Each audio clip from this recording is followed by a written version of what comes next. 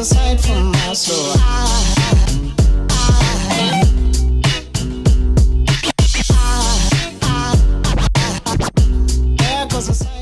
แค่เปลี่ยนความคิดชีวิตคุณก็เปลี่ยนค่ะ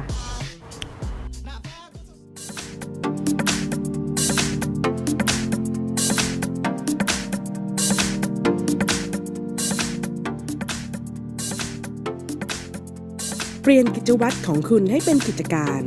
ด้วยการใช้ผลิตภัณฑ์คุณภาพที่ครอบคลุมทุกความต้องการด้วยสินค้า 5 กลุ่มผลิตภัณฑ์จาก Success Mall แบบ 100%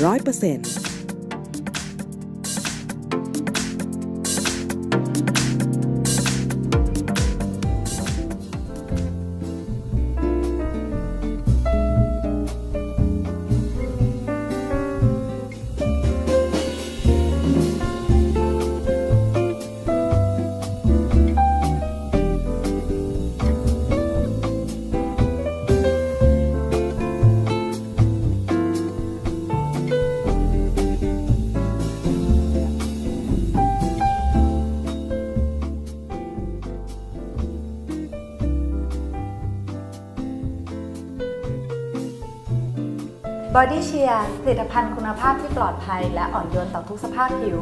ใส่ใจคุณและคนในครอบครัวตั้งแต่ศีรษะจรดปลายเท้าให้คุณมั่นใจได้ในทุกๆวันค่ะ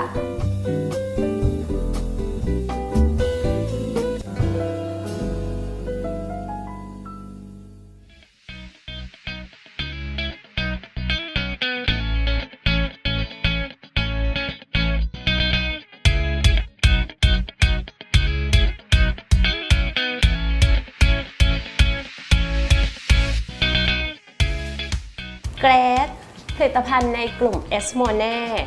ตอบโจทย์ทุกความต้องการของผู้หญิงยุคใหม่ผิวหน้ามีออร่ากระจ่างใสใน 14 วัน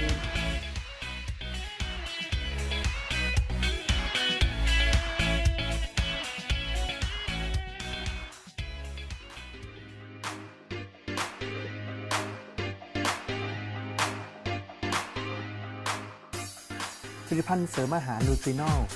ตัวช่วยสำคัญของสุขภาพให้ร่างกายของคุณฟิตได้ดั่งใจเปลี่ยนไปด้วยสารอาหารที่มีประโยชน์เสริมความแข็งแกร่งของคุณให้คุณได้พาตัวเองไปสู่ความสำเร็จได้ไกลยิ่งขึ้นครับ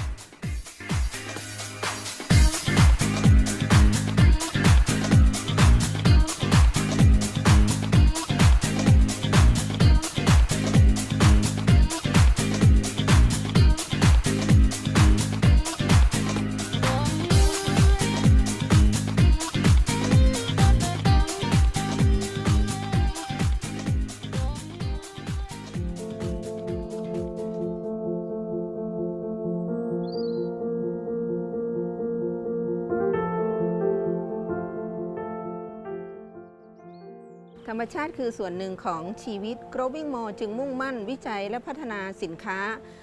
ทางการเกษตรให้พวกเราทุกคนได้ใช้ชีวิตกับธรรมชาติได้สมบูรณ์แบบที่สุด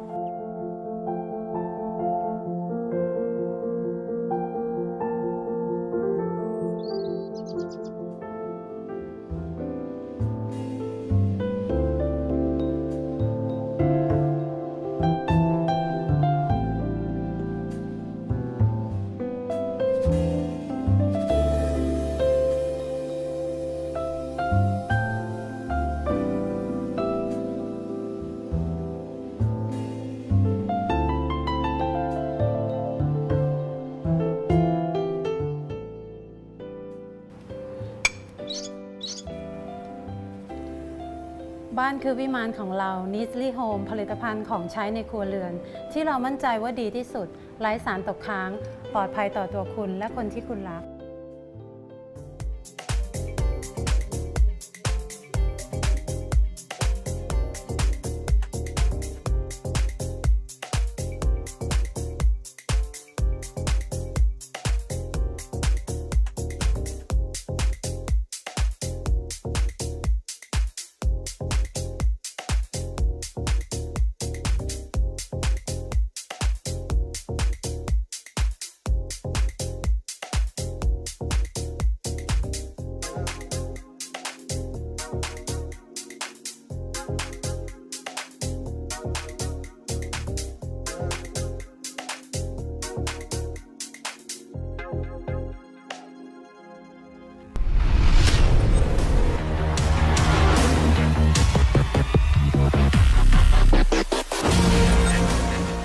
มาร่วมเป็นครอบครัว Success More